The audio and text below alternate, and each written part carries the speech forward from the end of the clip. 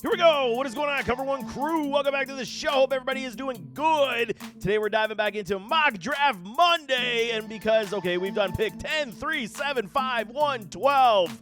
Now we're going to be doing pick number 4 as, training camp continues to roll.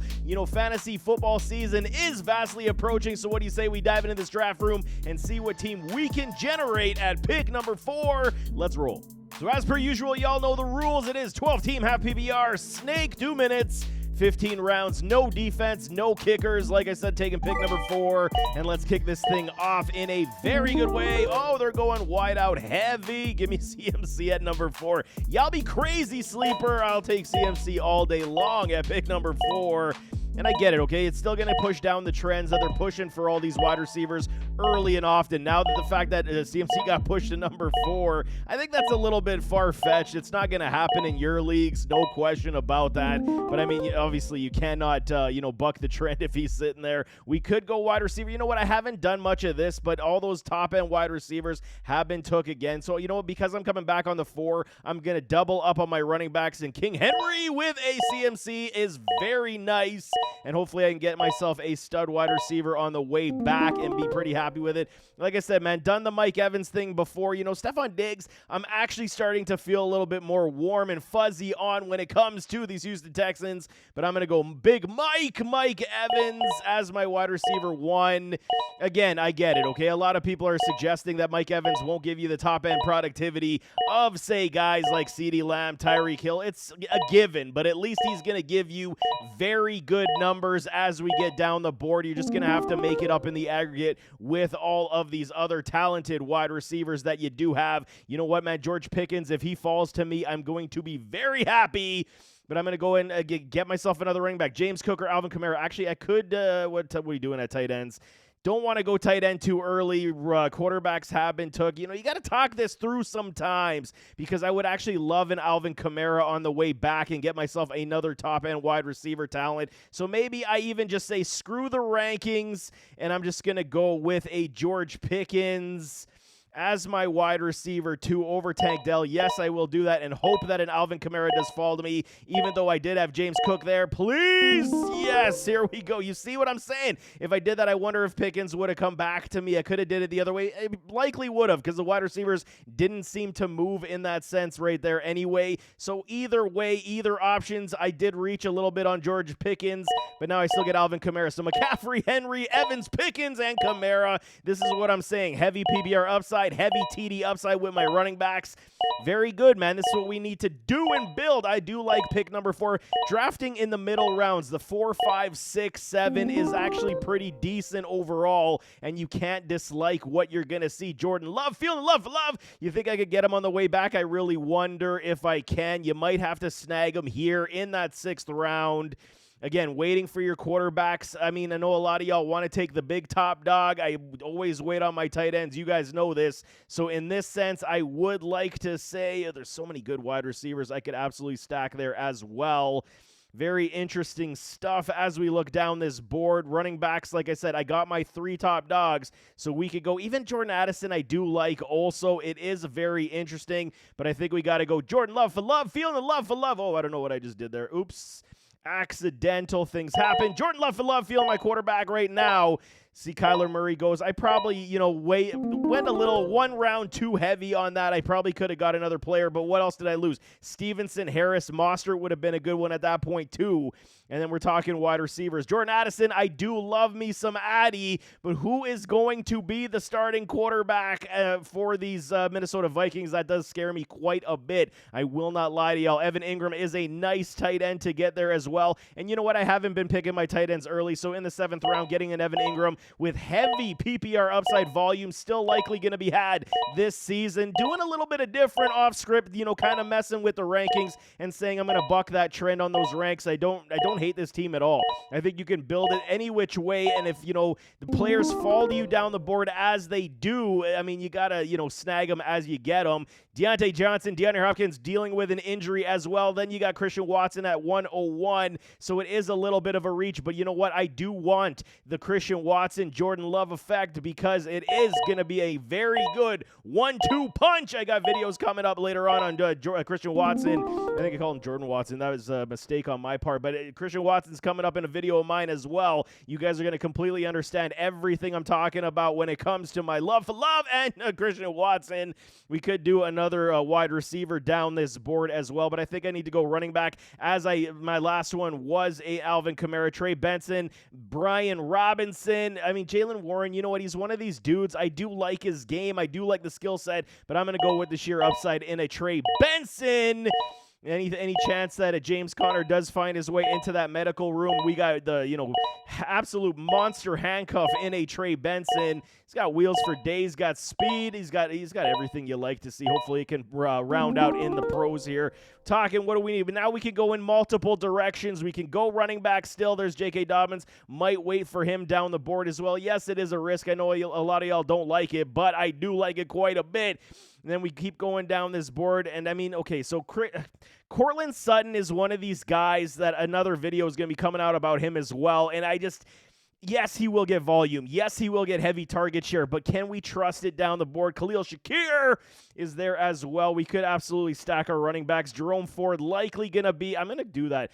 Screw it. We're going running back heavy as we go on. You got to talk yourself into some of these things sometimes, just the way that the board does fall. I do like a Chase Brown as well. I think he will have a very sizable role. Khalil Shakir and a Tyler Lockett. I think Lockett's role does start to decrease this season with a Jackson Smith-Njigba.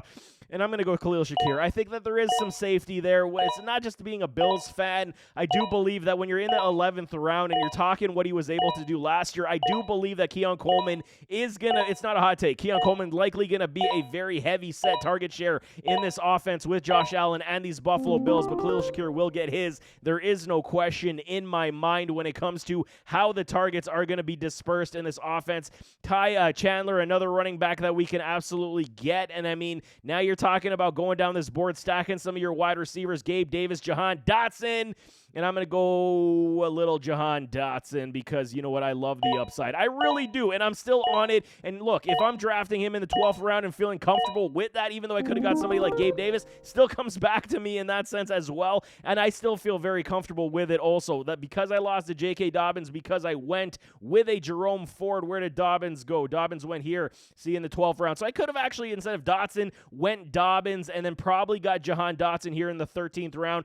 Always making mistakes, can always improve. We got to see how this board does fall. But Gabriel Davis here in this, 13th round, you can't hate that value. I don't care what anybody says. There's some stacking of wide receivers. Yes, it's on the thinner end when it comes to risk-reward, but I absolutely love what's going down here. Darnell Mooney keeps falling down this board. Adam Thielen, still PPR upside guy as well, with a Deontay Johnson in Carolina. We're seeing a lot of good tape so far in camp. Yes, it's in shorts and non-padded practices for a Bryce Young, but I'm absolutely loving what I'm seeing from this man. Again, running backs, you can't have too many. Khalil Herbert, Braylon Allen. If anything happens to a Breece Hall, Braylon Allen is going to be that dude, no question, but I'm going to go with a Khalil Herbert on this one and then round out my wide receivers as we get down the board. Never take two quarterbacks, never take two tight ends. You can play the wire on those all the time. And again, here we go. It has been Mr. Consistent on the ends of my draft with a Darnell Mooney. Do I want to,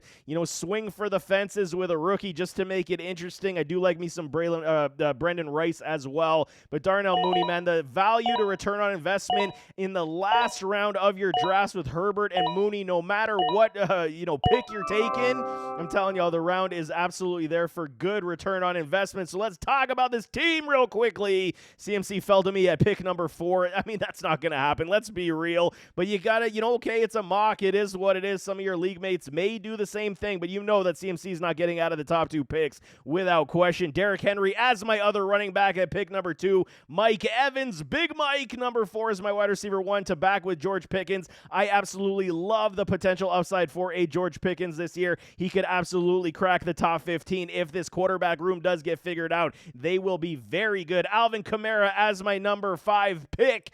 Stacking with my running backs with Christian McCaffrey and a Derrick Henry is gorgeous. Man, I could plug and play in Alvin Kamara in my flex all day long and not even have to think about it all season long if he does stay healthy. You absolutely love to see it. Then a Jordan Love in the 6th round.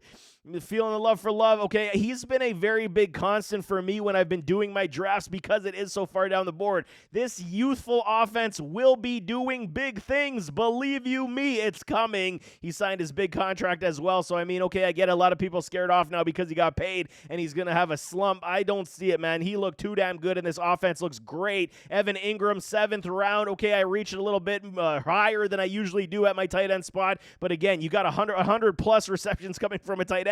Massive point upside. Christian Watson, round number 8, doing the Jordan Love Christian Watson effect. The only caveat is, will Watson stay healthy? That's the problem. If he does, we scored in a very big way. He has, 13 TDs in the last 23 games? Only his 23 games in his career. That's massive upside because if he can stay on the field, you know they're going to be utilizing him with heavy TDs. You're going to see lots of points for Watson. Trey Benson and Jerome Ford in the 9th and 10th round. Ford's absolutely, we're hearing, rumors saying that Nick Chubb will not be ready for week 1 of the season, so keep tabs on that as well. Recovery from a leg injury, an ACL injury like he did have, is absolutely difficult to, have, and we'll see what Chubb does, but Ford is going to open up the season, at least for you for the first 5 weeks. You should get a good heaping of volume. Trey Benson, if anything happens to a Connor, you have a great handcuff in that respect. So now here we go in this later part of this draft, I should say. 11th round, 12th round, 13th round. I'm stacking some wide receivers because I only did have, Evans, Pickens, Watson. So I am taking a little bit of a risk, hoping that these guys do ball out where we know Evans is the constant. Pickens should be able to be that dude. But now we got Khalil Shakir in the 11th, Jahan Dotson in the 12th, and Gabe Davis in the 13th. And I get it. A lot of y'all do not like Gabe Davis. A lot of y'all don't like a Jahan Dotson.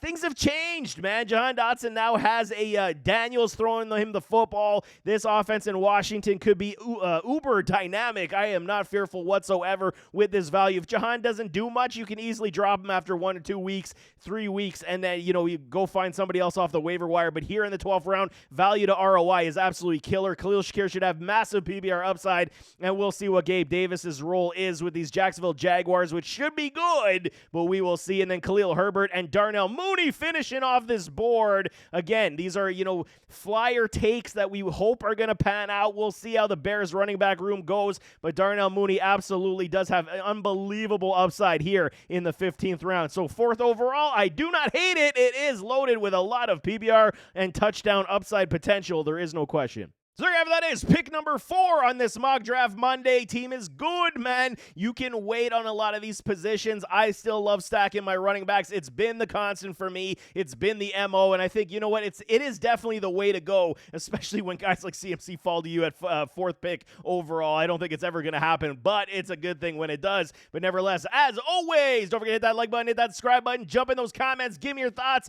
What do y'all think of this draft? You like it? You dislike it? Throw it in the comments, man. Tell me what y'all don't like, what you would change. We can definitely talk it out, but we'll see you next time. I am out.